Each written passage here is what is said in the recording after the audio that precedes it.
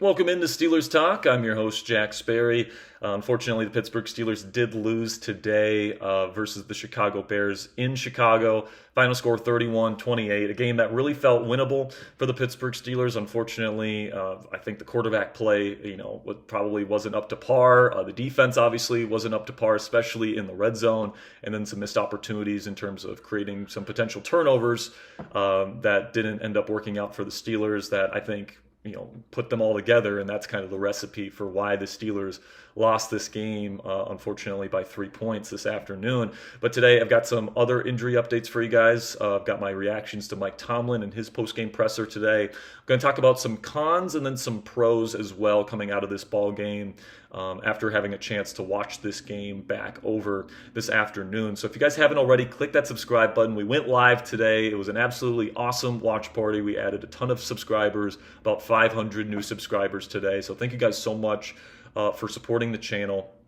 Of course, we're going to be going live for every single Steelers game this year, whether they win, whether they lose, whether they tie, whether they look good, whether they look bad. So make sure you click that subscribe button if you haven't already for our daily and free Steelers content right here on YouTube. All right, so first thing I want to talk about here today from Tomlin's press conference is that he didn't really have any major injury updates from what we kind of knew on the field already.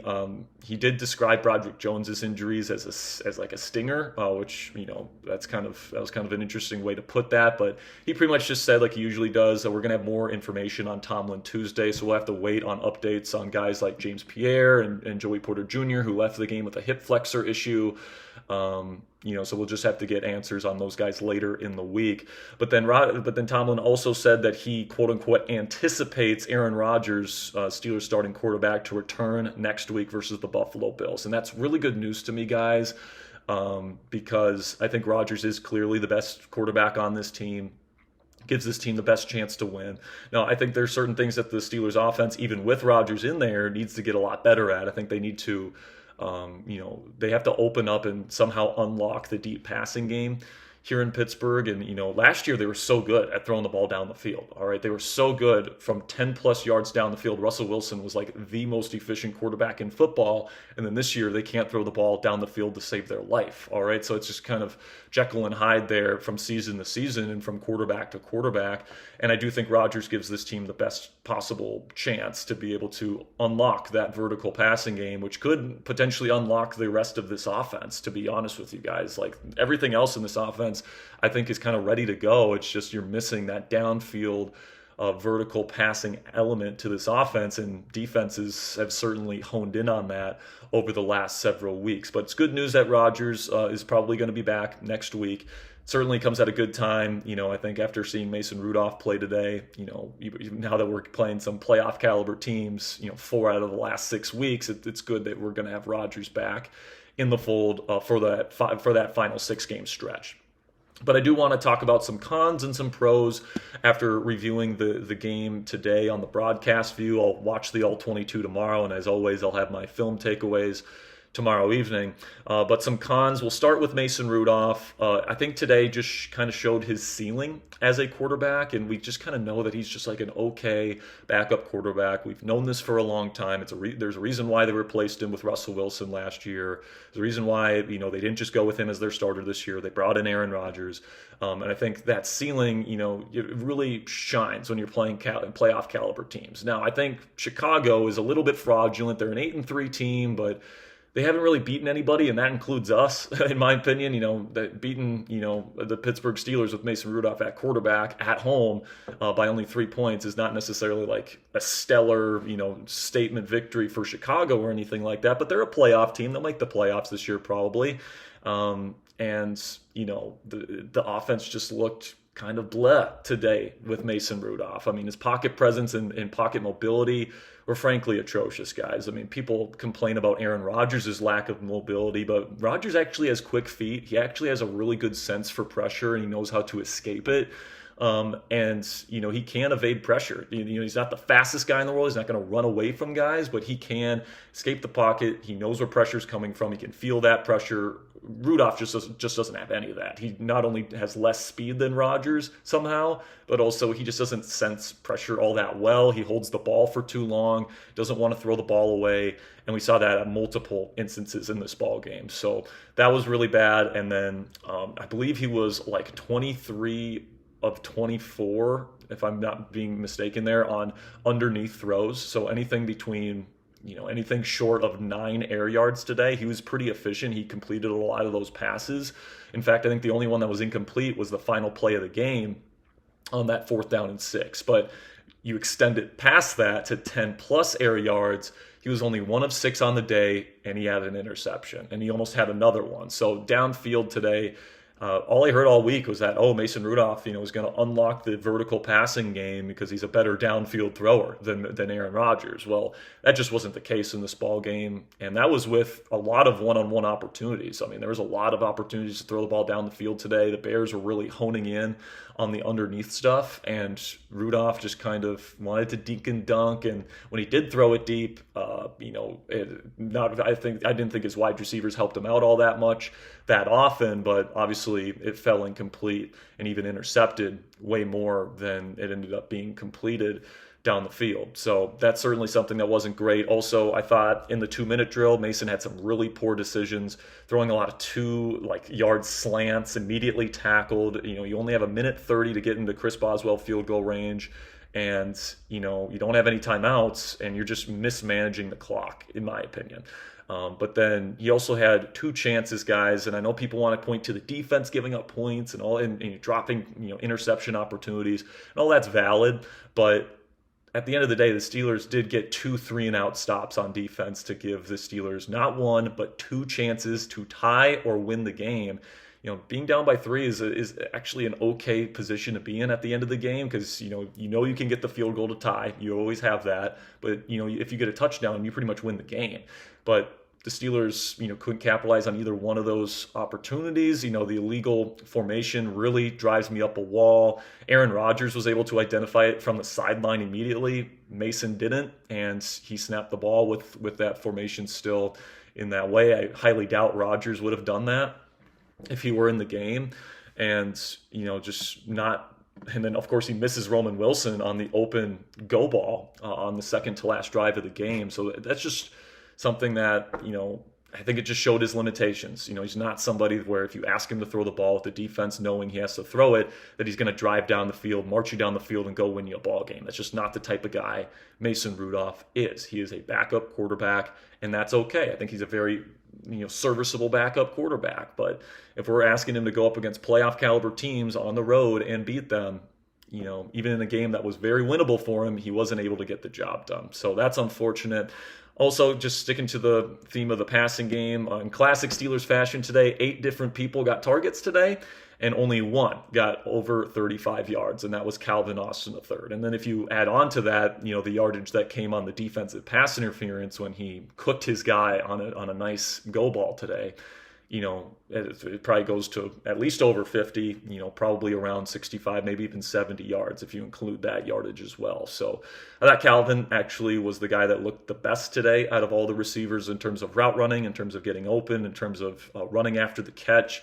But yeah, man, this is an offense that clearly feels like it needs to spread the ball around because they don't have anybody that they really trust to take on a lion's share of the targets outside of DK Metcalf, and then you can't even feed DK the way that you want to because he's always getting double teamed. So they got to find a way to unlock the vertical passing game, which should be possible because you've got a good route runner and a good deep threat in Calvin Austin III. He's got pretty decent hands, and then you've got Roman Wilson, who's also got pretty good hands. He's also really fast. He can also get open down the field.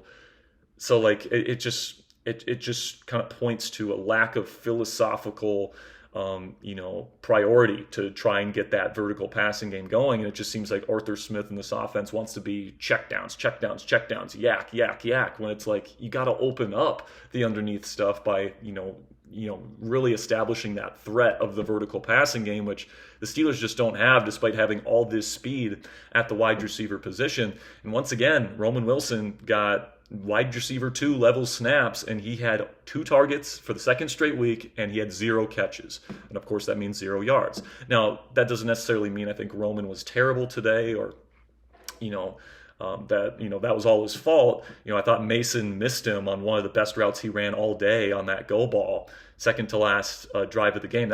Roman might have been the hero of the game if Rudolph just puts it on him in stride, but he wasn't able to do that.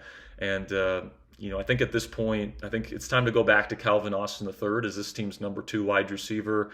Roman's had an opportunity to see if he could step into that role. In the last 2 weeks, he has 4 targets on 1 catch for 17 yards. So that's certainly not getting the job done there. I'm not saying bench Roman Wilson. He can still be the wide receiver 3, but I just think Calvin brings more to the table at this point in time. He's getting open a little bit more, but we'll just have to see as the weeks go on. But, kind of my final con here that I want to talk about, guys, if Pittsburgh's going to win the AFC North this year, and obviously now is really tight. You're now tied with the Baltimore Ravens, and right now the Ravens do have the tiebreaker, so they're technically first in the division. The Steelers are out of the playoff picture now. Over these next 6 weeks, they're going to have to earn it because you're going to have to play the Ravens twice, all right? And if you're going to win this division, you have to prove, okay, we can beat this team. You're going to have to face the Buffalo Bills and the Detroit Lions, 2 teams that will probably be in the playoffs this year. You're going to have to beat at least probably one of those teams down the stretch. And then not only that, but you have to take care of your business against 2 teams you must beat at this point. Miami on Monday Night Football, and then Cleveland when you go to Cleveland in week 17. So you got to take care of your business, and then you got to prove to the NFL world that you can beat playoff caliber teams if you want to make the postseason. So, and if you're going to do that, you got to have some consistency. And that's kind of my biggest gripe with the Steelers this season is that we've seen this offense play the way that they're supposed to play. We've seen this defense play the way that they're supposed to play, but they don't ever put it all together over the course of 4 quarters on both sides of the ball. And the teams that legitimately can go on a run for a Lombardi trophy are the teams that can do that, right? Like the Eagles last year, they go on a big win streak last year and they're consistently putting a really complete product on the field.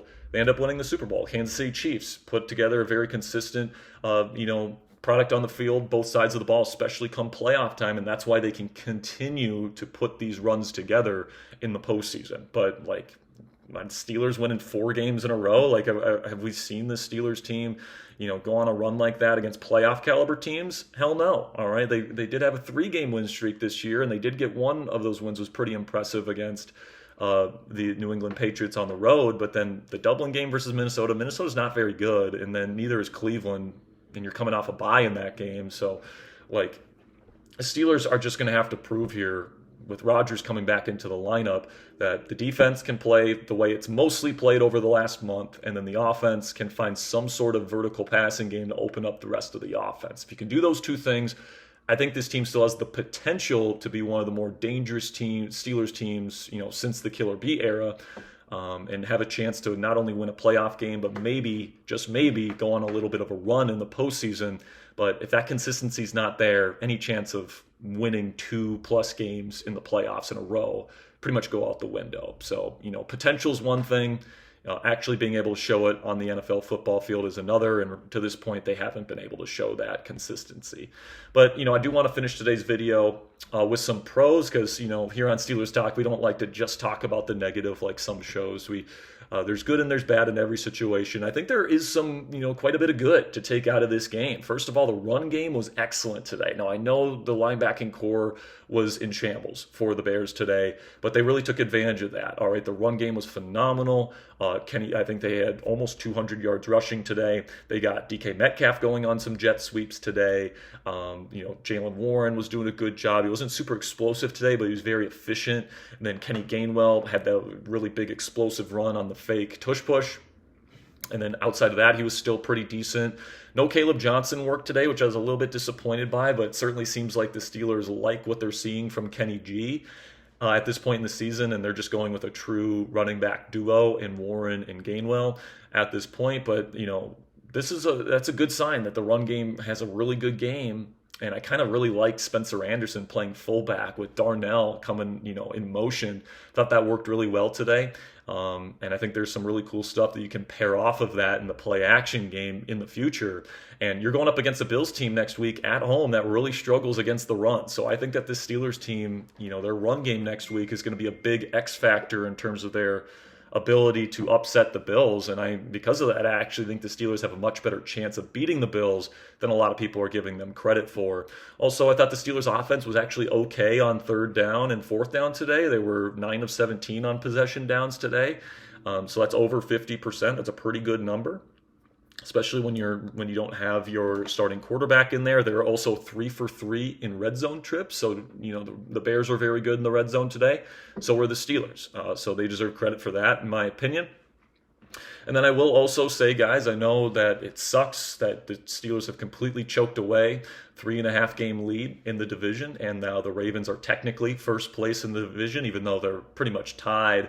I still don't feel a great sense of panic surrounding this Steelers football team, because I still see the wheels turning. I still see the potential, but as I said earlier, potential's one thing. It's another thing to actually put that on the field, which they haven't yet done this season, which is extremely concerning. But at this point, guys, you're in position to beat a playoff team on the road this game with your backup quarterback. If you get slightly better quarterback play, and if you had Aaron Rodgers out there, you probably win this game. That would have been a win on the road against a playoff team. All right, that would have been a pretty decent win on the Steelers' resume. And everything is still in front of this team. It really is. Okay, you got 6 games left. You are tied in the division. You're playing 4 playoff teams down the final 6-game home stretch. And if you can win 4 games out of the last 6 here, and you can beat at least 2 of those playoff caliber teams, and you get to 10 wins for yet another season under Mike Tomlin, and you get into the postseason, you can feel pretty good about this football team potentially, not only winning the division here in the AFC North, but also winning a playoff game. If, they win the division, obviously they'll have a home playoff game. But I look at the rest of the schedule, right? They should be able to beat Miami and Cleveland. Now we'll see if they're actually able to do that, but keep with me here. I think they can actually have a pretty decent shot to upset the Bills next week. Bills just lost to the Texans, all right? What do the Texans do well? They rush the passer. Steelers rush the passer really well. Should have Alex Highsmith back next week.